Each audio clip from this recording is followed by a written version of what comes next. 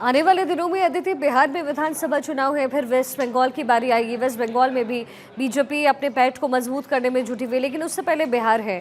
तो जब इन राष्ट्रीय अध्यक्ष का जब चुनाव होगा तो क्या इसको भी बीजेपी इस समय सेंट्रलाइज करेगी, ये भी क्या दिमाग में होगा? क्योंकि जाहिर तौर पर बिहार को साधने की कोशिश डायरेक्टली इनडायरेक्टली बीजेपी कर रही है। इस समय सरकार, मिली जुली सरकार जो है वो बीजेपी की वहां पर है, लेकिन बीजेपी बिहार में अपना वर्चस्व चाहती है, इस बात से इनकार नहीं किया जा सकता है। कतई नहीं किया जा सकता। भारतीय जनता पार्टी चुनाव जीतने के लिए चुनाव लड़ती है, केवल लड़ने के लिए नहीं लड़ती। और चीज़ें का सेंट्रलाइज इसलिए भी होती हैं क्योंकि देखिए, अक्सर जब इंदिरा गांधी थी, राजीव गांधी थे, तो रातों रात इस्तीफे हो जाते थे सीएम्स के, और प्रदेश में चूं तक नहीं निकलती थी। लेकिन अगर आज होता है तो आप देखिए कि किस तरीके से विरोध हो जाता है। आज होता है तो किस तरीके से दिग्विजय सिंह मुखर हो जाते हैं, सचिन पायलट मुखर हो जाते हैं, या छत्तीसगढ़ में किस तरीके से चीज़ें मुखर हो जाती हैं। तो हमेशा ही देखिएगा, ये पूरा एक सत्ता का ये एक नियम है कि अगर आला कमान मजबूत है तो आपको विरोध के स्वर नहीं सुनाई देते। और ऐसी स्थिति में आपने जो सवाल पूछा बिहार का भी सेंट्रलाइज होने का, तो क्योंकि चेहरा ही नरेंद्र मोदी है।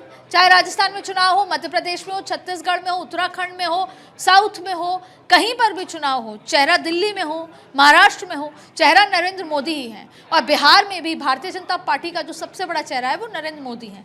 वो नीतीश कुमार के साथ जा रहे हैं, जिसका सबसे बड़ा फैक्टर है एक्सट्रीमली बैकवर्ड क्लास। ये एक वो क्लास है जिसमें बैकवर्ड विद इन बैकवर्ड में, बैकवर्ड के अंदर जो बैकवर्ड है उसको निकाल के कर्पूरी ठाकुर ने किया था, और उसके बाद उसको बेहतर तरीके से नीतीश कुमार आगे बढ़ा रहे हैं। तो वो एक फैक्टर है जो पूरा ओबीसी वोट है, जो ईबीसी वोट है, जो नीतीश कुमार के साथ है। अदरवाइज भारतीय जनता पार्टी महाराष्ट्र की तरह जीत दर्ज कराने में यहाँ पर लगी हुई है। फैसले भी दिल्ली से तय होंगे, टिकट वितरण भी दिल्ली से तय होगी। ये बात अलग है कि समझाए विचार विमर्श होंगे, प्रदेश यूनिट का भी होगा, जो प्रभारी बनाए जाएंगे उनका भी होगा, सर्वेस का भी होगा, सर्वे किए जाएंगे, लेकिन अंततः दिल्ली तय करेगी। दिल्ली ही चुनाव प्रचार में जो चेहरे होंगे उनको चुनाव प्रचार के लिए भेजेगी।